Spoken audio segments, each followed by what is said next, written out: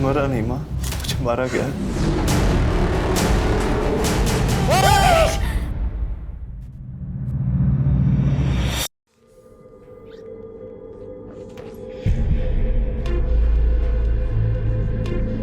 करिश्मा! करिश्मा! करिश्मा! करिश्मा! योगेश, क्या हुआ? क्यों चिल्ला रहे हो? कहाँ है मेरी दवाइयाँ? वो डस्टबिन में डाल दी थी मैंने। मेरी दवाइयाँ उठा के तुमने डस्टबिन में डाल दी। वो तुमने कहा था ना तुम अच्छा महसूस कर रहे हो, तो इसलिए मैंने योगेश, योगेश, छोड़ करिश्मा को, छोड़ करिश्मा। तू बैठ, शांत हो जा, शांत हो जा। एक लंबी सांस ले, एक लंबी सांस ले। देख बेटा, हम दोनों का तेरे अलावा कौन है? हम तेरा भला चाहते हैं और तेरे अच्छे सेहत की कामना के लिए ही मैं वैष्णो देवी गई थी ना। और आज भी हम दोनों इसीलिए ही जगराता में जा रहे हैं। करिश्मा, तुझे ब्यूटी पार्लर जाना था ना, जा हुआ पार्लर। मैं तुझे जगराता में ही मिलूंगी। जी माँ। जा।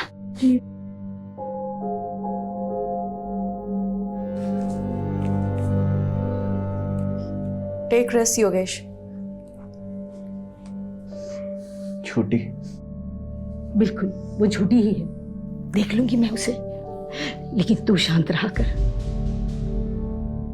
ये ले, तू आराम से बैठ के चाय और नाश्ता कर ले। मैं जगराता जा रही हूँ, तेरे लिए बिरयानी बना के रखी है, गरम करके खा लेना। हम दोनों सुबह तक आ जाएंगे, ठीक है बेटा? ये ले।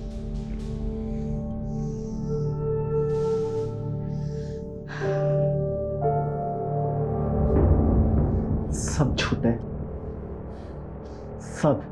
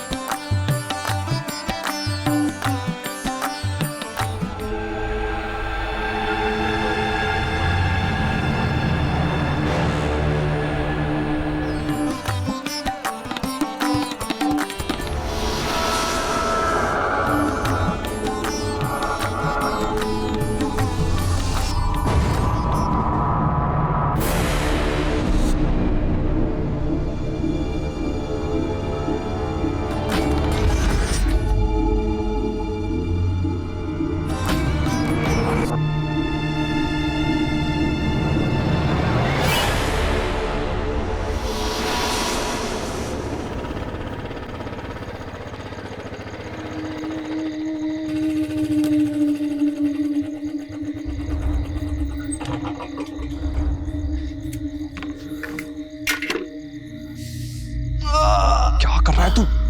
क्या कर रहा है? चल ऊपर चढ़।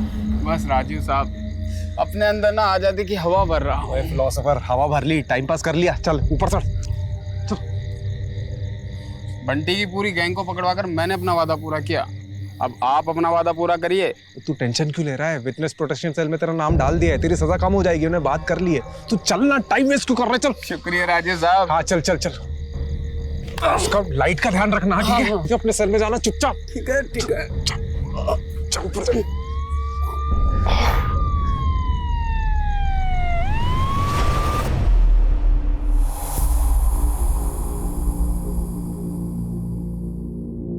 एक क्रिमिनल को पकड़ने के लिए दूसरे क्रिमिनल को जेल से भगा दिया। आई एग्री सर, राजीव ने जो किया वो गलत था, लेकिन आप उसका रिजल्ट भी तो देखिए सर। बंटी जो 2 साल से फरार था, हमारे हाथ नहीं आ रहा था, ओनली बिकॉज ऑफ राजीव वो आज हमारी कस्टडी में है। आप राजीव को बुलाइए। Sir. Sir. Relax. Thank you sir. Rajeev तुम्हें सस्पेंड नहीं कर रहे हैं, लेकिन अगले 1 महीने के लिए तुम कंट्रोल रूम में पोस्टेड रहोगे। But sir. डिसीजन लिया जा चुका है, please don't argue. But sir मैं तुम आज ही कंट्रोल रूम ज्वाइन करोगे। सर मैं मानता हूँ कि मैंने कानून तोड़ा है, लेकिन आप ही बताइए, अगर एक एम्बुलेंस इमरजेंसी में सिग्नल तोड़ती है तो क्या आप एम्बुलेंस के ड्राइवर पर कानून तोड़ने का चार्ज लगाएंगे? हाँ, मेरा तरीका गलत हो सकता है, लेकिन मेरा इरादा बिल्कुल भी नहीं सर। जय हिंद सर।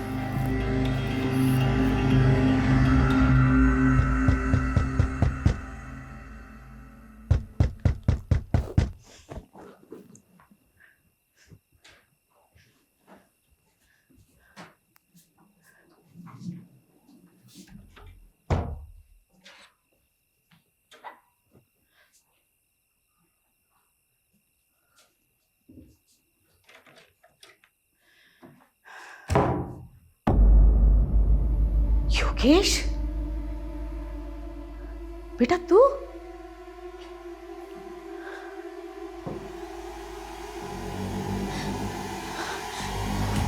मरा नहीं माँ, मुझे मारा गया। योगेश, योगेश, योगेश। माँ, फिर से बुरा सपना देखा?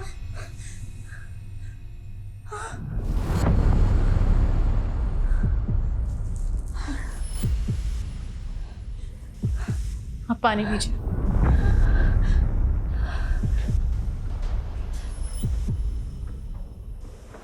सर, आपकी माताजी आई है। मेरा मतलब आपकी मम्मी की सिफारिश लेकर कोई माताजी आई है। कौन है? मेरा नाम गीता गुप्ता है और ये है मेरी बहू करिश्मा। आपकी माँ जब भी यहाँ होती है तो वो और मैं एक ही माता की चौकी मंडली में जाते हैं। ओह, आई एम सॉरी बट 4 महीने पहले आपके बेटे योगेश की हार्ट अटैक से मौत हुई थी, राइट? मेरे बेटे की मौत हार्ट अटैक से नहीं हुई, उसे मारा गया था। एक सेकंड। आपकी बेटे के मौत के 4 महीने बाद आप ये कह रही है कि उसका मर्डर हुआ था। ये किस बेसिस पे कह सकती है आप? उसने मुझे खुद बताया है कि उसका मर्डर हुआ है। उसने मुझे सपने में आके ये सब बताया। देखिए, मैं जानती हूँ आपको मम्मी की बात पर विश्वास नहीं होगा, पर जब से योगेश गए हैं तब से मम्मी को डरावने सपने आने लगे हैं। योगेश मुझे कुछ कहना चाहता है, वो अपने मौत का इंसाफ चाहता है, इसीलिए हम दोनों यहाँ आए हैं। गीता जी, मैं आपसे क्या कहूँ? देखिए, मैं चाह कर भी आपकी मदद नहीं कर सकता क्योंकि आपके पास कोई केस ही नहीं है। देखिए, किसी भी डरावने सपने को बेस बना के हम इन्वेस्टिगेशन नहीं कर सकते। इसका मतलब तुम्हें मुझ पे विश्वास नहीं है? देखिए गीता जी, आई एम रियली सॉरी, मैं आपकी कोई मदद नहीं कर सकता। ठीक है बेटा, जैसे तुम्हारी मर्जी।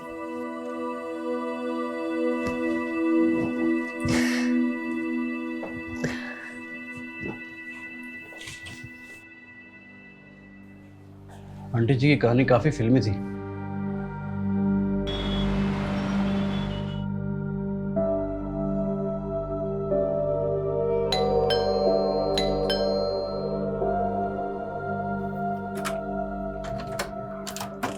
अरे आप लोग यहाँ इस वक्त? बेटा वो अंदर आइए। हाँ माँ जी, बोलिए। योगेश के गुजरने से 2 दिन पहले उसका फुल बॉडी चेकअप हुआ था। अब देखिए, वो बिल्कुल तंदुरुस्त था, फिर ऐसे कैसे अचानक उसे हार्ट अटैक हो सकता है? देखिए माँ जी, आपको ही पता है कि आजकल 25-26 साल के लड़कों को भी हार्ट अटैक आ जाता है। वर्क प्रेशर है, स्ट्रेस की वजह से भी हो सकता है। राजू बेटा, मैं समझ सकती हूँ कि मैंने जो सपने में देखा उसे सच मानना तुम्हारे लिए मुश्किल होगा, लेकिन मुझे भी ये सब भुला पाना मुश्किल है। देखिए, मम्मी जी बस ये चाहती हैं कि एक बार योगेश का केस आप इन्वेस्टिगेट करें। हाँ, मैंने पहले भी इसीलिए FIR दर्ज कराई थी, लेकिन तब उस इंस्पेक्टर ने उस डॉक्टर से बात की जिसने योगेश को डेड डिक्लेयर किया था, और डॉक्टर ने इंस्पेक्टर से कहा था कि हार्ट अटैक से मौत हुई है, और इंस्पेक्टर ने वो केस बंद करा दिया बिना किसी इन्वेस्टिगेशन के। बस मैं इतना चाहती हूँ कि आप एक बार योगेश के केस को इन्वेस्टिगेट करें, फिर आप जिस भी नतीजे पर पहुँचोगे कि मेरा बेटा हार्ट अटैक से मरा या कुछ भी, मैं बिना किसी सवाल के मान लूँगी। कम से कम मुझे ये अफसोस तो नहीं रहेगा कि मैंने सच्चाई जानने की कोशिश ही नहीं की। ओके, कल आप दोनों हेडक्वार्टर आ जाइएगा, मैं केस को रीओपन कराने का रास्ता ढूंढता हूँ। सर, आप भावुक होकर भूल कर रहे हैं। इस केस को हाथ में लेने का मतलब है हवा को हाथ में पकड़ना। कुछ हाथ नहीं लगेगा सर। सर ये लीजिए, चाय पीजिए। सर आप बताइए, इन्वेस्टिगेशन कैसे करेंगे? मुझे पता है कंट्रोल रूम से इन्वेस्टिगेशन अलाउड नहीं है, पर गीता जी जिद पे अड़ी है, एटलीस्ट उनको तो सुकून मिलेगा। अनऑफिशियली सही, लेकिन मुझे करना पड़ेगा। और पता है कल क्या कह रही थी? योगेश की डेथ के 2 दिन पहले उसका हेल्थ चेकअप हुआ था और वो पूरी तरह से फिट था। सर वैसे ही उसकी डेथ रिपोर्ट भी कह रही है there is no foul play. और सर हार्ट अटैक आजकल लॉटरी की तरह हो गया है, कब किसकी निकल जाए कुछ पता नहीं। सर एक बात बताइए, एक तो 4 महीने पुराना केस है, ऊपर से लाश का पोस्टमार्टम नहीं हुआ है, सारी की सारी अस्थियां गंगा में बहा दी गई है। बचा क्या है हमारे पास इस केस में सर, सिवाय एक माँ के सपने के? आइए गीता जी, शुरू से शुरू करते हैं। 29 मार्च जिस दिन आपके बेटे योगेश की डेथ हुई थी, उस दिन क्या क्या हुआ था? 29 मार्च को सुबह 4 साढ़े 4 बजे के आसपास मैं और करिश्मा जगराता से वापस घर पे लौटे थे।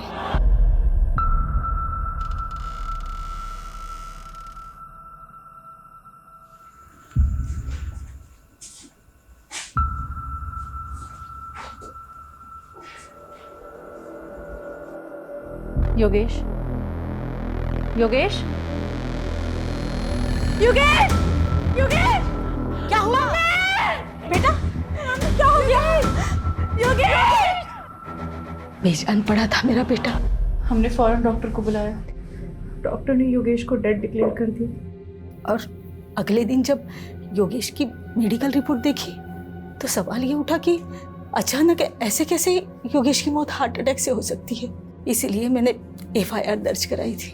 आपने जो पुरानी FIR दर्ज करी है उसकी डिटेल्स दीजिए, मैं वो फाइल मंगवाता हूँ।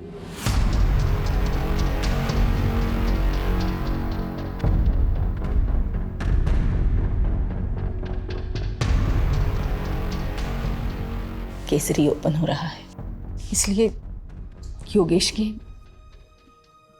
इंश्योरेंस क्लेम पास होने में थोड़ा वक्त लगेगा, लेकिन तुम्हें पैसों की चिंता करने की कोई ज़रूरत नहीं।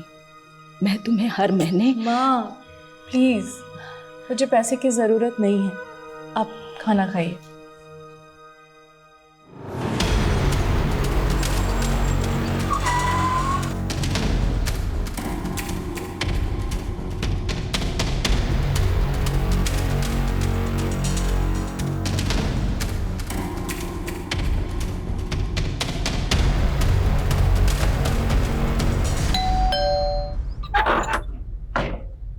हेलो, योगेश का कमरा देख सकता हूँ अगर आपको कोई प्रॉब्लम ना हो तो?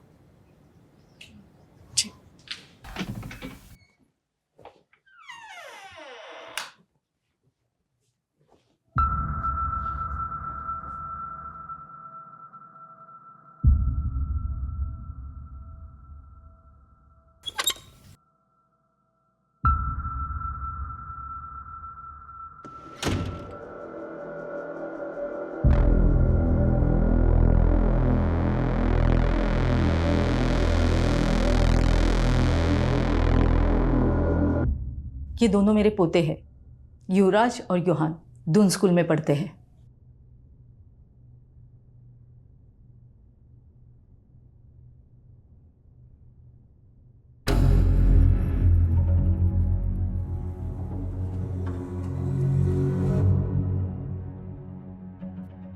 ये कौन है? विवेक, योगेश का दोस्त और बिजनेस पार्टनर भी।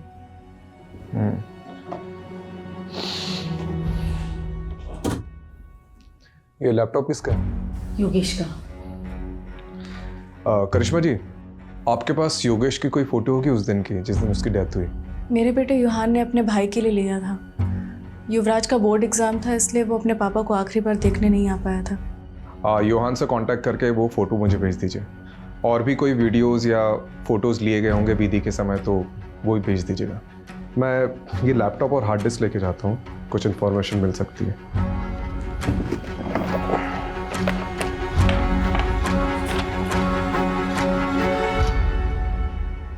ये कौन सी दवाई ले रहा था योगेश?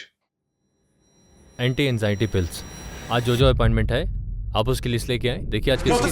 डॉक्टर साहब मुझे अभी आपसे बात करनी है, बहुत जरूरी। Okay okay, calm down calm down. नहीं doctor calm down. Yogesh calm down. क्या चला आपको समझ में नहीं आ रहा मेरे साथ क्या हो रहा है? योगेश शांत हो जाओ, शांत हो जाओ योगेश, रिलैक्स। अब बोलो योगेश, क्या बात है? सो नहीं पा रहा हूँ, कल भी पूरी रात जगा रहा मैं। दिमाग कह रहा है सो जाओ सो जाओ, पर आंखें दिमाग का साथ ही नहीं दे रही। स्लीपिंग पिल्स दी थी ना, काम नहीं कर रही? नहीं डॉक्टर, अगले महीने 28 तारीख को मेरी मीटिंग है दुबई में। करोड़ों की डील है और मेरा हाल देख रहे हैं आप। इस साल में गया तो मैं बर्बाद हो जाऊंगा, बहुत भारी नुकसान हो जाएगा। डॉक्टर मुझे हैवी डोज दीजिए डॉक्टर, मैं महंगे से महंगा इलाज कराने के लिए तैयार हूँ। योगेश का मन बहुत बेचैन रहता था।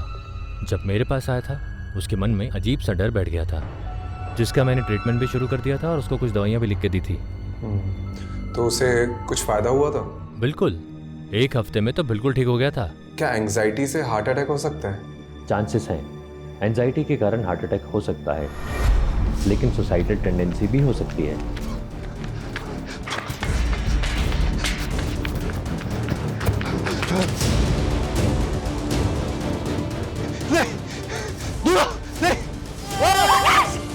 योगेश!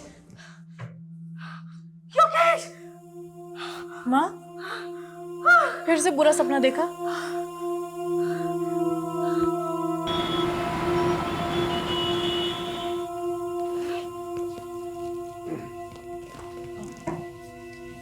इस पेनड्राइव में योगेश की आखिरी फोटोज हैं और एक रिलेटिव ने फ्यूनरल की कुछ वीडियोस भी ली थी, वो भी हैं।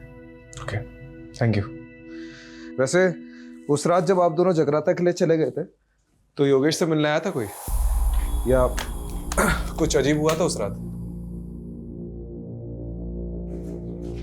ऐसा कुछ नहीं।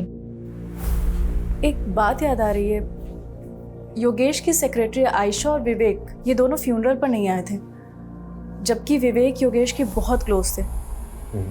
रस्तोगी, आयशा और विवेक का नंबर ले लो। ये कितनी गाड़ियाँ?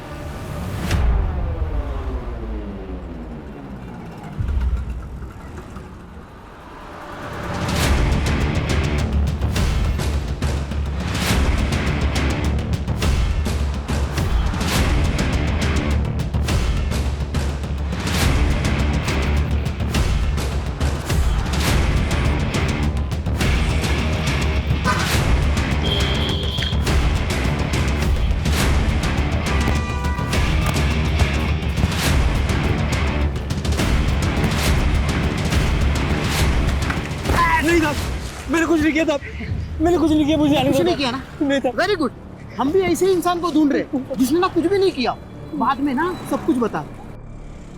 देख बबलू, डर मत, अब ठीक से याद करके बता कि 28 मार्च को योगेश के घर में कौन कौन आया था, कौन गया था और क्या क्या हुआ था। वो दिन बड़ा ही बेकार दिन था, एक के बाद एक तमाशे हो रहे थे योगेश साहब के घर पे।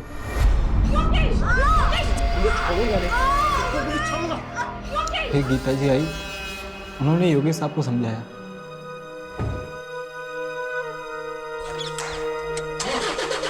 उसके बाद करिश्मा मैम चली गई। ये करिश्मा मैम घर से कितने बजे निकली थी? लगभग 5:30 बजा होगा साहब, क्योंकि मैं वही टाइम पे चाय पीता हूँ। और उसके बाद क्या हुआ था? फिर 7 साढ़े 7 बजे मैंने एक और झगड़े की आवाज़ सुनी। क्या है ये योगेश? तूने अपनी माँ को इतना बड़ा धोखा दिया, मेरे नकली साइन करके अपनी पुश्तैनी जमीन बिकवा दी। क्यों इतना ओवर रिएक्ट कर रही हो माँ? तुम क्या करती हो जमीन का? मुझे बिजनेस में जरूरत थी पैसों की तो मैंने उठा के बेच दिया, और वैसे भी तुम्हारे मरने के बाद तो वो जमीन मेरी होने वाली थी ना, तो क्या गलत किया? अरे तो मुझे बता दिया होता, मेरी नकली साइन क्यों की? इसी मेलोड्रामा से बचने के लिए कि पापा की आखिरी निशानी है, पुश्तैनी जमीन है, ब्ला ब्ला ब्ला ब्ला। तेरे पापा का अरमान था उस जमीन को लेके। पापा नहीं रहे अब सारे फैसले मुझे करने हैं, अब आपको संभालना भी मुझे है माँ। मैं आपको अच्छे से नहीं संभाल रहा हूँ क्या? आजकल के बच्चों को देखिए, वो अपने माँ बाप को उठा के वृद्धाश्रम छोड़ आते हैं, लेकिन मैं ऐसा नहीं हूँ माँ, मैं आपको संभाल रहा हूँ, है कि नहीं माँ? गीता मैम के जाने के बाद विवेक साहब और आयशा मैम आए थे, यही करीब 9 साढ़े 9 बजे।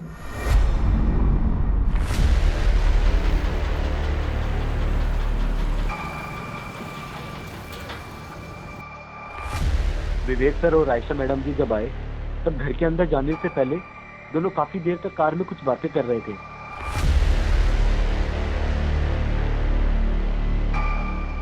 थोड़ी देर बाद वो अंदर चले गए साहब।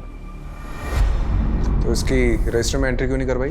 साहब ये दोनों अक्सर वहाँ मिलने आया करते थे। बबलू, तो फिर से मत कहना कि तूने फिर से कोई झगड़े की आवाज़ सुनी थी।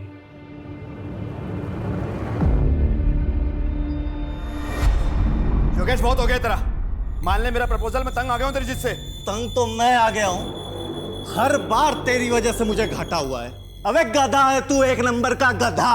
और सुन ली मैंने तेरी बकवास। तू मुझे अपना डिसीजन बता कि तू है या नहीं मेरे साथ। नहीं हूँ, बोल अब क्या करेगा, बोल। काम डाउन, इधर बैठो तुम। सिट। सर आप भी बैठिए।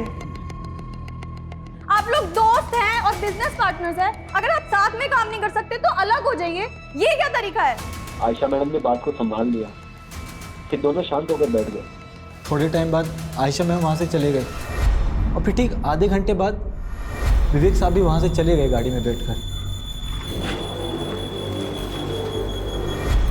उसके बाद कोई नहीं आया साहब। कोई आया नहीं है? तूने देखा नहीं?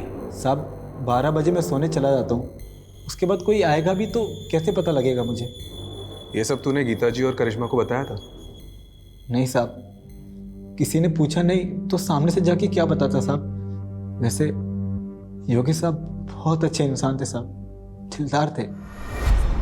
अरे बबलू, जी साहब। कोई वो तो कुछ नहीं साहब, बस वो। ये लो 1 लाख रुपए पूरे तुम्हारी माँ के इलाज के लिए, अच्छे से करवाना। शुक्रिया साहब, मैं ये रकम आपको जल्दी ही 1 साल में वापस लौटा दूंगा साहब। मेरे पैसे मेरे अपने ही खा जाते हैं। मजाक कर रहा हूँ, पैसे लौटाने की कोई जरूरत नहीं, ठीक है? शुक्रिया साहब, बहुत बहुत शुक्रिया। आपको ये सब सच लग रहा है सर? मुझे तो ये सब कहानी लग रही है। नहीं रस्तोगी जी, मुझे सिर्फ ये कहानी नहीं लग रही है, इसमें कुछ ना कुछ तो सच्चाई है। जी सर, आप सही थे, काफ़ी सारी नई चीज़ें निकल कर आई है इसमें। पता है, मैंने ये सोचा भी नहीं था कि ये केस ऐसे पलटेगा।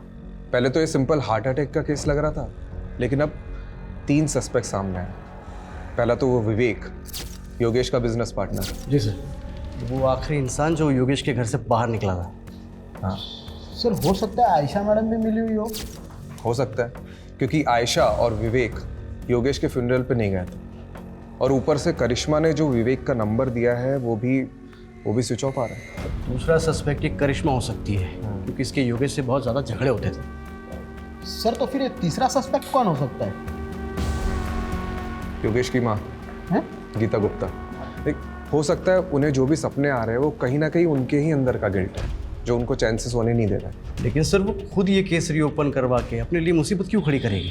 कमलेश, उन्हें भी यही लग रहा होगा कि हम भी यही सोचकर बैठे रहेंगे और उन पर डाउट नहीं आएगा, इसलिए वो खुद सामने से आई और केस को रीओपन करवाया।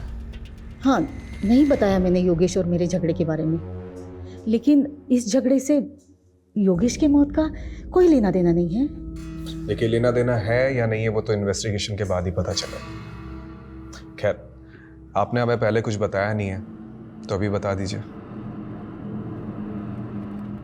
उस रात तेरे पापा का अरमान था उस जमीन को पापा लेके। नहीं रहे अब सारे फैसले मुझे करने हैं, अब आपको संभालना भी मुझे है। माँ, आपको बुरा तो लगा होगा योगेश के इस बर्ताव से। मेरा बेटा गुस्से में कुछ भी बोल देता था, लेकिन वो दिल से बुरा नहीं था। उस दिन जब मैं बाहर गई थी तो उसने मुझे थोड़ी देर बाद मैसेज किया था। हाँ, ये देखिए।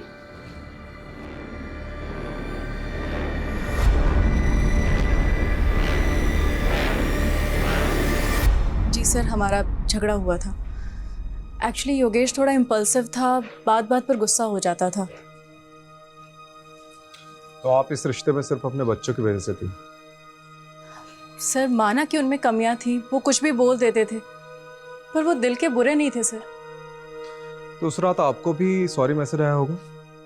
जी कुछ नहीं, आगे क्या हुआ? सर, उसके बाद मैं पार्लर गई और 8 बजे के आसपास मैं मम्मी जी से जगराते में मिली। हाँ, जगराता में करिश्मा पूरा वक्त मेरे साथ में ही थी। मुझे समझ नहीं आ रहा मुझे यहाँ क्यों बिठा के रखा है। आयशा जी, राजीव सर के पास टाइम कम है और डंडे ज़्यादा। ये देख रही हैं आप श्वेता जी को? इनको डंडा देकर आपके पीछे लगा देंगे। देखिए, आपके बॉस योगेश का पार्टनर विवेक फरार है, अब उसको तो हम पकड़ लेंगे। आप बस सिर्फ इतना बता दीजिए कि 28 मार्च को जब आप योगेश के घर पर गई थी तो योगेश और विवेक के बीच में झगड़ा हो रहा था, वो किस बात को लेकर हो रहा था? कमलेश, जी सर। कुछ बोला इसने? हाँ सर, बोलने वाली है ना। सर, विवेक और योगेश सर ने मिलकर एक प्रॉपर्टी खरीदी थी जीवन नगर में। विवेक चाहता था कि वहाँ की झोपड़ियों को तुड़वाकर जल्दी से जल्दी काम शुरू किया जाए और वहाँ पर कब्जा कर लिया जाए, लेकिन योगेश सर चाहते थे कि ये सब लीगली हो। बस इसी बात पर इन दोनों में झगड़ा हो गया था। विवेक, calm down, इधर बैठो तुम। Sit. सर, आप भी बैठिए। आप लोग दोस्त हैं और बिजनेस पार्टनर्स हैं, अगर आप साथ में काम नहीं कर सकते तो अलग हो जाइए। ये क्या तरीका है? आयशा जी, आपको क्या लगता है ये विवेक ने वाकई में योगेश का मर्डर किया होगा? सर मुझे नहीं पता। उस दिन मेरी माँ बीमार थी और वो हॉस्पिटल में एडमिट थी और मुझे उस दिन जल्दी निकलना पड़ा था। लेकिन हाँ, जिस दिन हम योगेश सर के घर जा रहे थे तब विवेक बहुत गुस्से में था। इसके सर पे ना सच्चाई का भूत सवार है। एक जमीन के लिए इतना वेट नहीं कर सकता मैं। देखो विवेक, तुम्हें योगेश सर से थोड़े ठंडे दिमाग से बात करनी चाहिए। क्या ठंडे दिमाग से बात करूं मैं? अच्छा एक बात बताइए, कहीं आपने तो छुपा के नहीं रखा है विवेक को? नहीं सर, ये आप क्या कह रहे हैं? देखिए आयशा जी, अगर आप हमारी मदद नहीं करेंगी तो हम भी आपकी मदद नहीं कर पाएंगे। जो भी जानती है वो सीधा सीधा बता दो, वरना ये। अच्छा ये श्वेता के बारे में पता है? अच्छे से बता दिया सर। मिलना चाहोगी?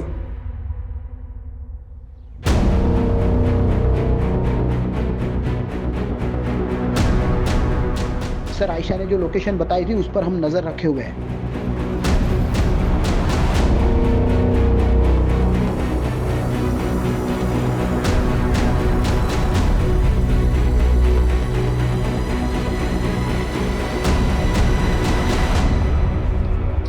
विवेक, विवेक मार खा के बोलेगा कि बोलने के बाद मार खाएगा? चॉइस तेरी है। देख, हमें सब पता है कि योगेश की मौत में तेरा ही हाथ है। बहुत नफरत करता था ना उससे।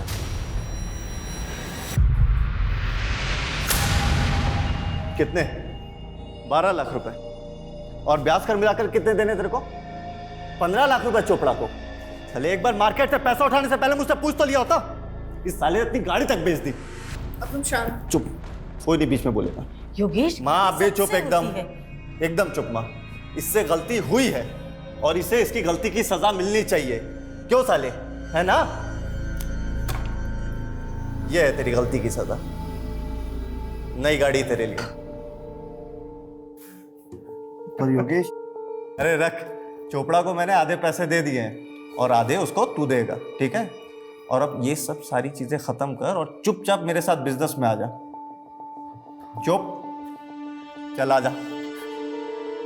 सर मैं क्यों उसे मारूंगा? योगेश और मैं तो भाइयों की तरह थे।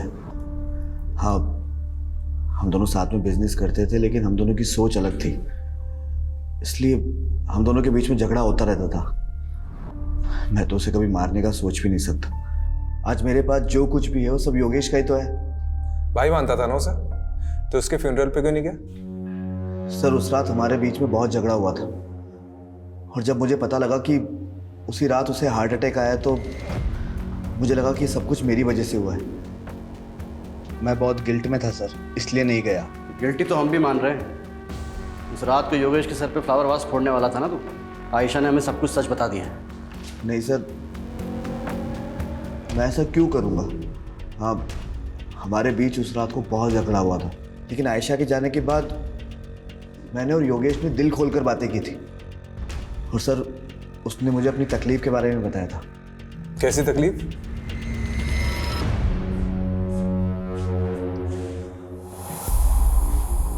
सब गलत हो रहा है यार, खुद पर काबू ही नहीं रहता। रोज झगड़ा होता है करिश्मा से। आज भी मैंने उसको बहुत भला बुरा बोला, बहुत झगड़े हुए, लड़ाई हुई, माँ को भी नहीं छोड़ा यार। अपनी इन्हीं हरकतों की वजह से मैंने बच्चों को यहाँ से दूर किया।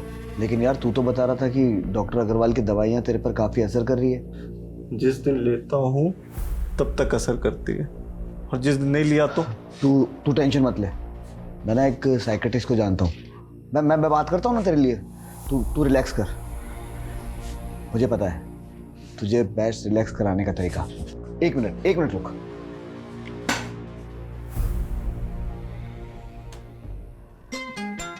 तेरा फेवरेट गाना, तेरी फेवरेट ड्रिंक के साथ में इससे बेस्ट रिलैक्सेशन कोई चीज़ हो ही नहीं सकती। सर जब मैं वहाँ से निकला तो योगेश बहुत अच्छे मूड में था और उसका मेरे जाने के बाद में मुझे टेक्स्ट भी आया। तेरे जैसा यार कहाँ ऐसा याराना। सर अगर मुझे पता होता कि ये सब कुछ होने वाला है तो मैं वहाँ से जाता क्यों? ठीक है, तुम जा सकते हो, लेकिन हाँ, शहर छोड़ के जाने की सोचना भी नहीं। ठीक है सर।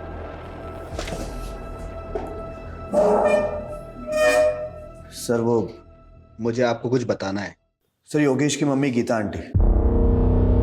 एक्चुअली एक ज़माने के अंदर मेरे पापा और योगेश के पापा बहुत अच्छे दोस्त थे, लेकिन जब उनकी शादी गीता आंटी से हुई तो उनका बिहेवियर बिल्कुल चेंज हो गया। और फिर जब कॉलेज में मेरी और योगेश की मुलाकात हुई तो हम दोनों भी बहुत अच्छे दोस्त बन गए और सब कुछ नॉर्मल हो गया। लेकिन सर, गीता आंटी ना काफ़ी कंट्रोलिंग फ्रीडी लेडी है। पति हो या फिर बेटा, वो दोनों को कंट्रोल करके रखती थी। उनको उसी में खुशी मिलती थी। तो शायद सर कुछ ठीक है, तुम जाओ।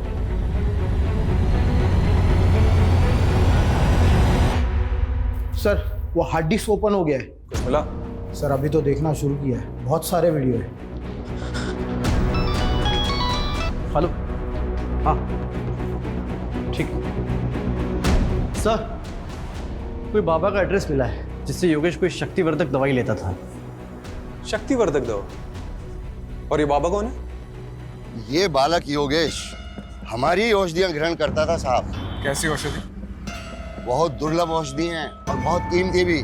ऐसी क्या खास बात है इस औषधि में? ये औषधि मानव को महामानव बनाती है साहब। खाते ही व्यक्ति के शरीर में ऊर्जा का संचार होने लगता है। ऐसे मान लो कि जैसे 10-10 हाथियों की शक्ति उसके अंदर आ गई हो। बहुत अद्भुत औषधि है साहब, बहुत अद्भुत। अरे यार कितनी वीडियो है रे बाबा। योगेश के लैपटॉप से कुछ मिला? अरे सर देखते देखते मेरी आंखें बटन हो गई। अभी भी कम से कम 20 वीडियो है। जितने भी वीडियो देखे ना, सबके सब वेकेशन और प्रेजेंटेशन के थे। फिर भी सर ट्राई करता हूँ।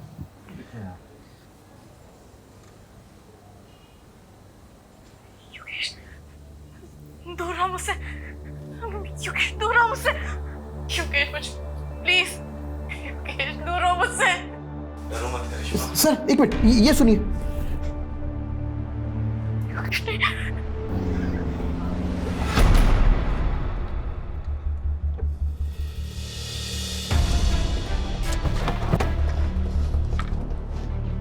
कहा ना मैंने, हर हस्बैंड वाइफ की तरह मेरे और योगेश के बीच में भी प्रॉब्लम्स थी, एंड इट्स नॉर्मल।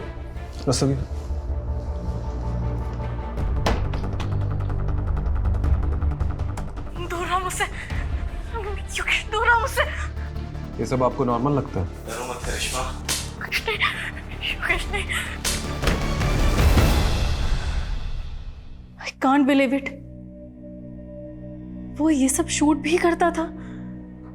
परवर्ट। देखिए, ये वीडियोस कभी भी बाहर नहीं आएंगे, लेकिन योगेश की मौत का सच हम बाहर ला कर रहेंगे। और इसके लिए आपका सच बोलना बहुत ज़रूरी है। हमें पता चला है कि योगेश किसी बाबा से शक्तिवर्धक दवाइयाँ लेता था। हाँ, योगेश की अजीब सी फैंटेसीज थी। जब हम दोनों अकेले होते थे ना घर में, तो ऐसा लगता था उसकी फैंटेसीज को पंख लग गया हो। वो अजीब बिहेव करता था। करिश्मा आज ये ट्राई करते हैं, है ना? पागल हो गए हो क्या? This is so wild. बिल्कुल भी नहीं। करिश्मा कसम से इतना एक्सट्रीम तक नहीं जाएंगे हम। पति था मेरा, मैंने उसकी बात मान ली। लेकिन योगेश उस दौरान इतना वहशी हो जाता था, एकदम हैवानियत पे उतर आता था, जैसे मैं उसकी बीवी नहीं, कोई शिकार हूँ। योगेश प्लीज, योगेश दूर रहो मुझसे। डरो मत करिश्मा। योगेश नहीं। प्यार से मारूंगा। पेन में एक अजीब प्लेजर मिलने लगा था उसे। और फिर एक दिन, योगेश क्या हो गया तुम्हें? I'm sorry करिश्मा, पता नहीं मुझे क्या हो जाता है। मैं कैसे ऐसा कर सकता हूँ? मैं कैसे तुम्हें मार सकता हूँ? योगेश, ये सब वो दवाइयों का असर है ना? बेकाबू हो जाता हूँ मैं। Please save. मुझे खुद को योगेश से बचाना था, साथ ही साथ योगेश को योगेश से बचाना था। इसलिए मैं हर वो चीज़ हटा देती जो उसके लिए जानलेवा हो सकती थी। सीजर, नाइफ, स्क्रू ड्राइवर, सब कुछ। तो ये सब आपने गीता जी को बताया? नहीं, प्लीज़ आप उन्हें कुछ मत बताइएगा।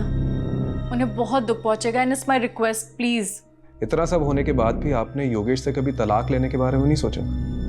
माना कि योगेश ने पिछले 1 साल में मुझे बहुत तकलीफ दी थी, पर 15 साल का रिलेशन था हमारा, और ये 15 साल हमने हंसी खुशी बिताए। वो मेरा पति था, मेरे बच्चों का पिता। आप ऐसा सोच भी कैसे सकते हैं? देखिए, मेरा इरादा आपको हर्ट करने का नहीं था।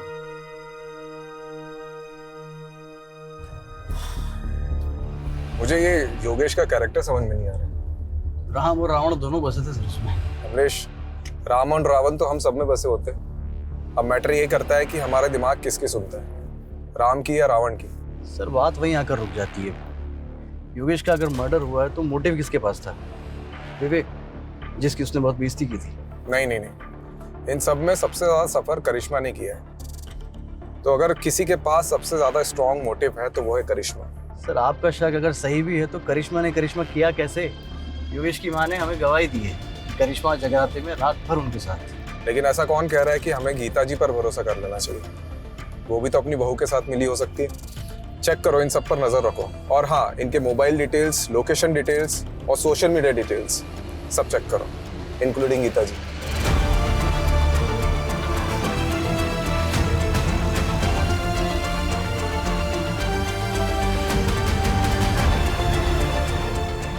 एटर्नल लव 50-50 क्या नाम है? अरे सर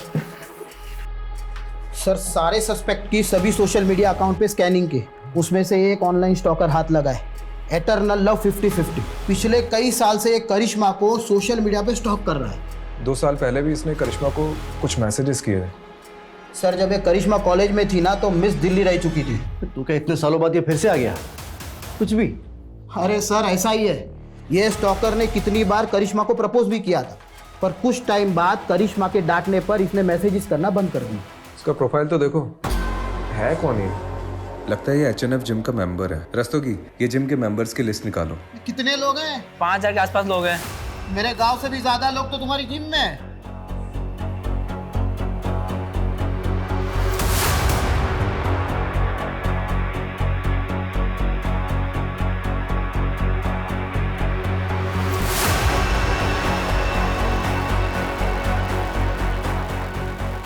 कुछ मिला? सर पूरा का पूरा कच्चा चिट्ठा मिला है। ये देखिए, हमने ये जिम मेंबर्स की लिस्ट देखी थी और इसमें जो ये नंबर्स दिए गए इन सब के लोकेशन को हमने मैच किया। उनमें से सर ये एक नंबर मर्डर वाली रात उसी एरिया में एक्टिव था। रात को 1 बजे इस नंबर पर पहले कॉल आया और उसके बाद एक मैसेज। ये नंबर एटर्नल लव का है? सर इस नंबर की हमने और डिटेल्स निकाली तो इसकी ब्राउजिंग हिस्ट्री से पता चला कि ऑनलाइन इसमें कोई बारे में सर्च किया गया था। हो सकता है इसका इस्तेमाल योगेश के हार्ट को जमाने के लिए किया गया हो, ताकि नेचुरल डेथ की आड़ में मर्डर को छुपाया जा सके। ये नंबर किसके नाम पर रजिस्टर्ड है? हाँ मैं आ रही हूँ, लेकिन आप बताएंगे बात क्या है? अरे बैठ, देखिए आप ये ठीक नहीं कर रहे हैं। आप मुझे ऐसे जबरदस्ती नहीं रख सकते। ओह, तू कुछ नहीं बोलेगा ना तब भी तू फंस चुका है। एटर्नल लव, क्योंकि तेरे साथी ने सब कबूल कर लिया। मुझसे गद्दारी? गद्दारी नहीं, समझदारी की उसने। अब तू डिसाइड कर तुझे क्या करना है।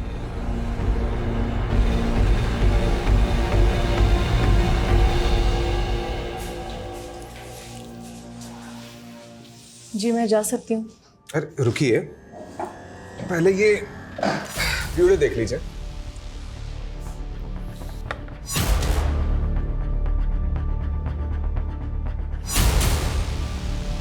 करिश्मा जी, आपके एटर्नल लव ने अपना जुर्म कन्फेस कर लिया है और वो केमिस्ट जिससे आपने खरीदा था उसका भी पता हमने लगा लिया है। मेडिकल से खरीदा था ना, तो ढूंढते ढूंढते पैर दर्द करने लग गए मेरे। करिश्मा जी, अब तो कन्फेस कर लीजिए, थोड़ी सजा कम हो जाएगी। सब कुछ ठीक होता, लेकिन माँ को सपने आने लगे। सपने में योगेश देखने लगा। उन्होंने पुलिस स्टेशन आने का मन बना लिया, इसलिए मजबूरन मुझे भी उनके साथ आना पड़ा ताकि उन्हें मुझ पर कोई शक ना हो। करिश्मा, अगर तुमने सब कन्फेस नहीं किया होता ना तो हम लोग बच जाते। कोई सबूत नहीं थे इन लोगों के पास। आकाश, तुमने पहले कन्फेस किया, इसलिए मेरे पास कोई रास्ता नहीं बचा।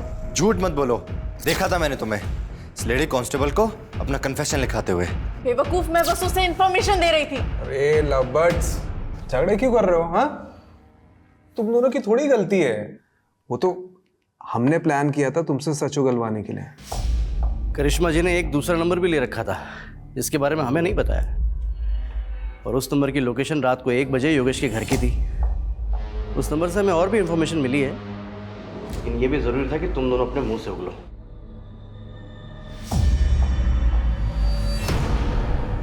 मैंने योगेश की दोस्ती आकाश से कराई थी। ये भी प्लान का एक हिस्सा था।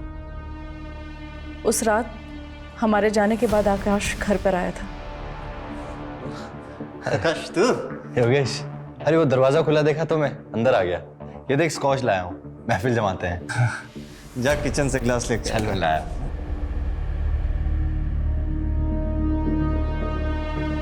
प्लान ड्रिंक में ब्लड थिकर मिलाकर पिलाने का था ताकि किसी को शक ना हो।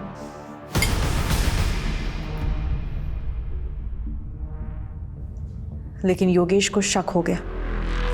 तुमने इसमें कुछ मिलाया है क्या? नहीं तो सब ठीक तो है। तुम लोग कौन हो बे? बबलू!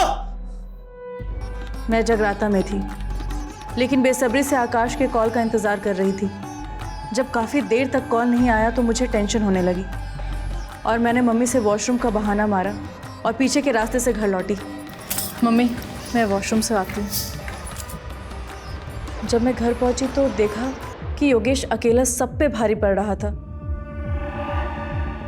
योगेश! करिश्मा, अच्छा हो तुम आ गए। पुलिस को फोन करो। ये आकाश मुझे मारने के लिए आए। योगेश! तुम्हें कुछ नहीं हुआ है, शांत हो जाओ। मैं आ गई हूँ ना, मैं आ गई हूँ ना। ये लोग मुझे मार देंगे। तुमने आज दवाई नहीं खाई है ना, इस वजह से हो रहा है। कुछ नहीं हुआ है तुम्हें, तुम आराम करो। कोई तुम्हारा दुश्मन नहीं है योगेश, आराम करो। मैं आ गई हूँ ना, सो जाओ, तुम सो जाओ। रिलैक्स रिलैक्स, तुम सो।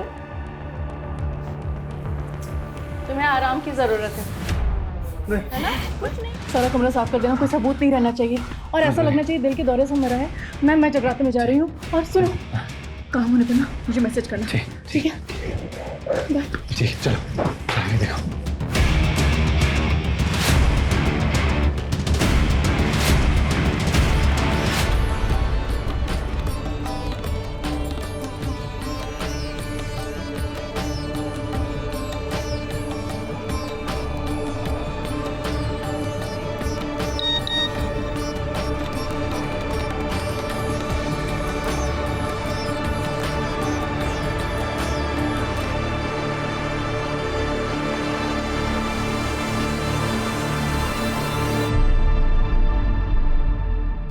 आकाश के साथ दोनों लोग कौन थे?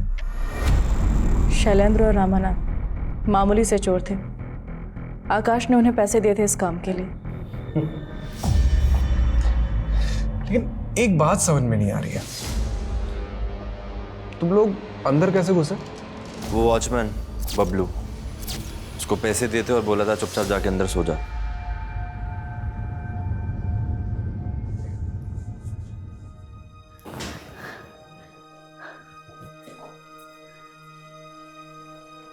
करिश्मा, तुझे अगर इतनी तकलीफ ही थी तो छोड़ देती मेरे बेटे को। जान से मारने की क्या जरूरत थी? कमलेश, रस्तोगी, चलो।